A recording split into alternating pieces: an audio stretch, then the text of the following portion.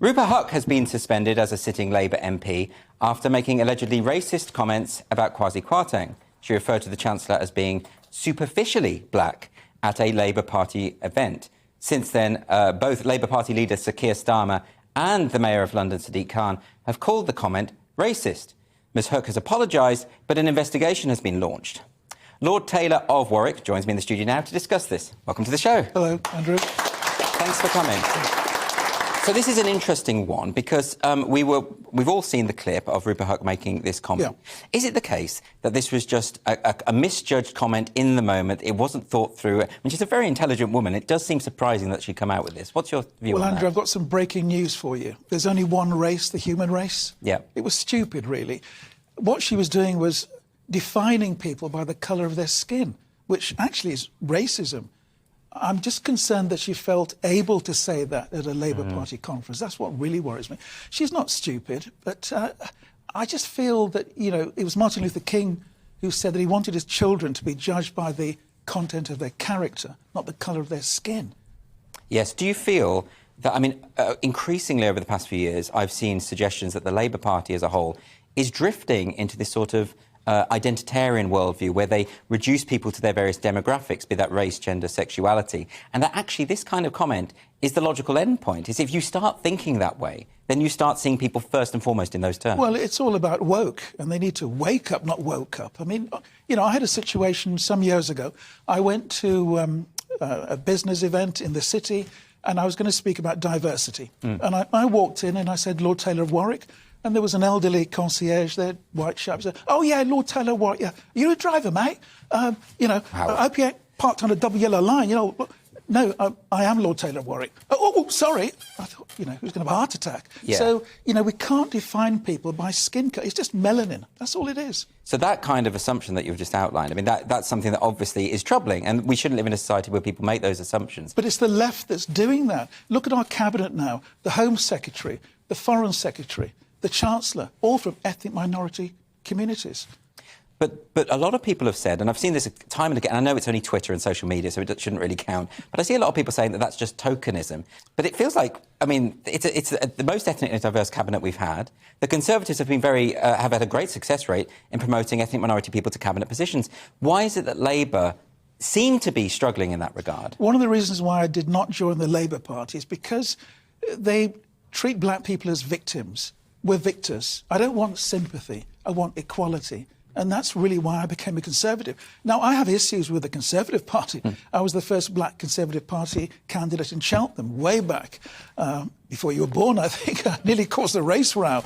But, you know, since then we've moved on. And I applaud, you know, people like Kwasi, who's achieved on merit. I don't agree with all the things he's doing at the moment with the mini budget. He's shown some naivety and some mistakes, but he's not stupid.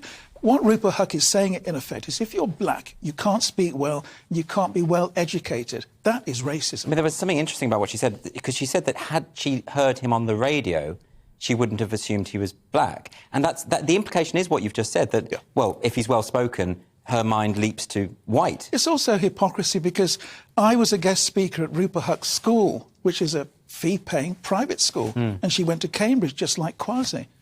But things have changed, like you say. I mean, some of your experiences in those early days must have testified to the existence of a seriously racist problem in the country. Yes, but I think we have to be real. We've all got insecurities, whether you're black, white, whatever colour you are.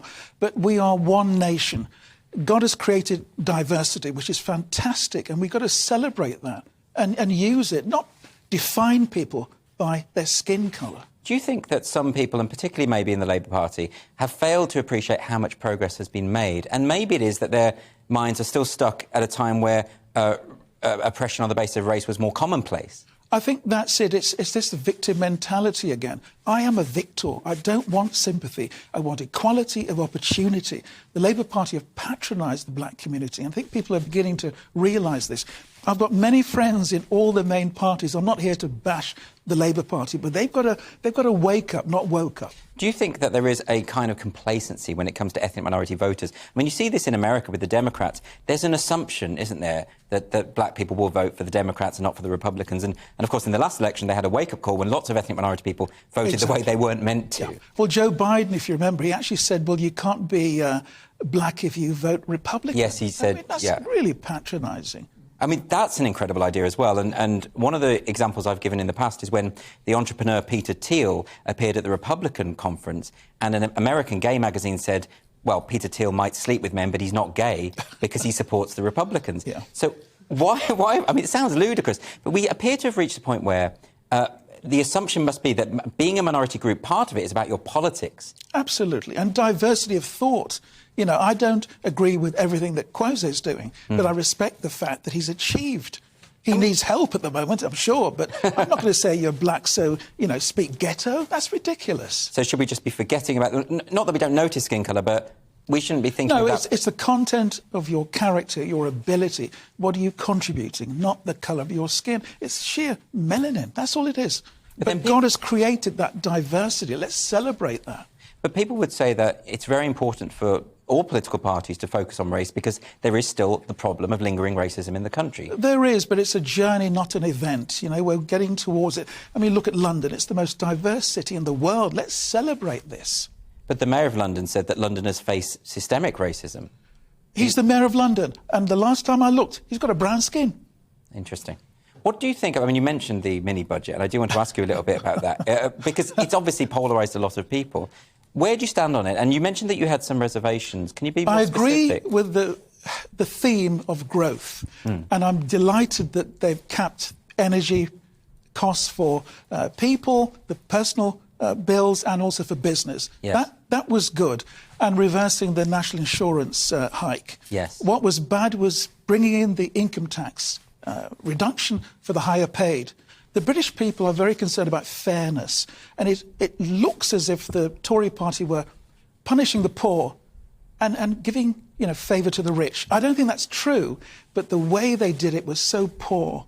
And, you know, to miss out the OBI and not, you know, take their views into account. I mean, that's very interesting, isn't it? Actually, some of this might be about the way things are presented. Do you think, for instance, that the scrapping the cap on bankers' bonuses just sends... It's symbolic, yeah. It's a kind of open goal in a way, because that's very easy to criticise. Well, I think this week's very important at the party conference that Liz Truss has really got to put over in a better way what she's trying to achieve. Something had to be done. I mean, some people think that Liz Truss is more wooden than Sherwood Forest. I'm not saying that, but she needs to really communicate with people, not just the head, but the heart. Do you think then it's a question of charisma? I mean, people have made that claim about her in the past, that she doesn't have that kind of presidential style or the bombastic style of Boris Johnson, you know, and that could be her own doing? We don't want a circus clown as Prime Minister, but you need to be empathetic with people. You know, not everyone can be chairman of ICI. There are people choosing between heating and eating. You know, show that you care about the poorest, not just the millionaires. Yeah. We haven't got much time, but just before we leave, I just want to come back to this point about what you describe as the woke movement. Yeah. And do you feel that overall, even though the intentions of so many of those activists are to make a more equal society, do you think that they are being successful, or are they driving us backwards? No, they're driving us backwards because they're making people feel... Everybody in this audience has challenges, but you can't go around... I mean, life is about a roadblock or a speed bump, and you have to find your way around things. Otherwise, you think, I can't do this, I'm black, I can't do this, I'm disabled. That is what the woke generation is doing. It'll set us backwards. We're a great nation. My wife's from Texas. Britain is smaller than Texas. Look at, you know... Shakespeare, Dickens, the Bible. We're a great nation. Let's believe in ourselves. So, in short, is it that activists shouldn't be telling children, you're always going to be a victim, you're always going to be oppressed? It's an insult, absolute insult. You know, IQ is not post-coded. So there are geniuses in the East End of London, black, who could be Prime Minister one day. Let's tell that child you can achieve something, not, oh, you're black, you know, you can't get a job. It's an insult. Lord Taylor, thanks very much for joining me today. Really appreciate it.